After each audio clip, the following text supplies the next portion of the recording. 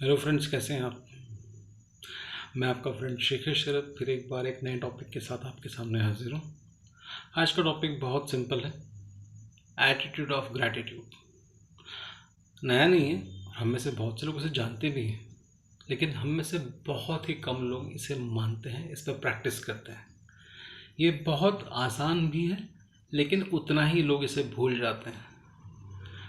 क्या है attitude of gratitude? अगर आपको नहीं पता तो सिंपल सी भाषा में बता दूं कि आप अपने ऊपर इस नेचर ने, इस यूनिवर्स ने, इस सुप्रीम पावर ने, आप उसे चाहे जिस नाम से पुकारें, जितनी भी कृपाएं की हैं आपको, जो जो अवसर दिए हैं, जो जो आपको सुविधाएं दी हैं, जो शरीर दिया है, स्वस्थ शरीर आपको दिया है, आपको घर दिया है, आपको फैमिली दी है, आपको एजुकेशन दी है, आपके लिए अगर अवसर पैदा किए हैं, हेल्थ दी आपको, तो उन सब छोटी छोटी चीज़ों के लिए आपको उस सुप्रीम पावर का शुक्रगुजार होना चाहिए।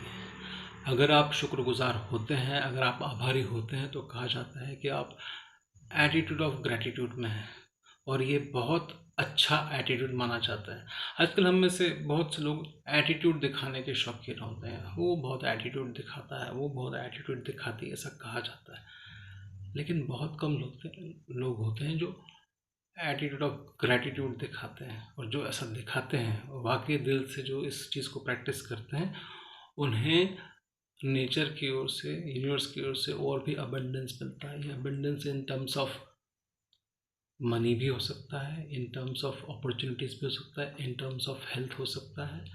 ये एक आपको एक अच्छा परिवार का सुख भी दे सकता है। सारी चीज़ें आपको इस एटीट्यूड ऑफ ग्रैटिट्यूड के चलते मिल सकती हैं। शर्त इतनी है कि आप इसे दिल से प्रैक्टिस करें, और इसे प्रैक्टिस करना कोई बहुत मुश्किल नहीं। जब भी आप उस सुप्रीम पावर की प्रेयर में आप बैठे दिन में कभी भी, तो कुछ मांगने की बजाय आप उसे, जो आपको मिला है, उसके लिए शुक्रिया कहिए। आप पाएंगे जब भी आप ऐसा शुक्रिया कहेंगे, आपको एक अलग तरह की खुशी महसूस होगी। ये खुशी इसलिए होती है क्योंकि हम उस ऊपर वाले के साथ, उस सुप्रीम पावर के साथ आप अट्यूनमेंट में होते हैं, जो आप अलाइंड होते हैं, तो आप एक अलग सी खुशी महसूस करते हैं।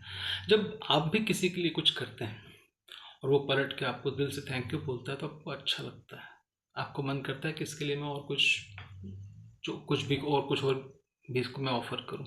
लेकिन वही अगर कोई आपसे फेवर लेने के बाद अगर आपको पलट के थैंक यू भी नहीं कहता, तो आपको एक अजीब सी एक चुभन लगती है कि यार ये बड़ा नाशुक्र आदमी है, और आप बिना और कुछ कहे शायद आगे बढ़ जाते हैं। यूनिवर्स के साथ भी वही है। जो लोग इसकी कृपा को मानते हैं, उन्हें अक्सर देखा गया है कि वो बड़े खुश, ब्लिसफुल स्टेट ऑफ माइंड में रहते हैं। उनके पास शायद बहुत ज़्यादा प्रॉपर्टी ना आ जाए, लेकिन वो बहुत खुश रहते हैं। तो क्योंकि उन्होंने जब खुशी का इजहार किया, तो नेचर ने उन्हें और खुशी दे दी।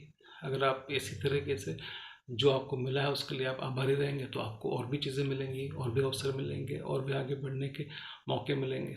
सो कोशिश कीजिए दिन में कम से कम थोड़ी देर के लिए, आप जब भी आप प्रेयर में बैठें या ऐसे ही आप खाली बैठे हो, तो आप एटीट्यूड ऑफ ग्रैटिट्यूड की प्रैक्टिस कीजिए, और आपको जो जो मिला है, जो जो कृपाएं आपके ऊपर हुई है, उसके लिए उस सुप्रीम पावर का आप शुक्रिया कहिए।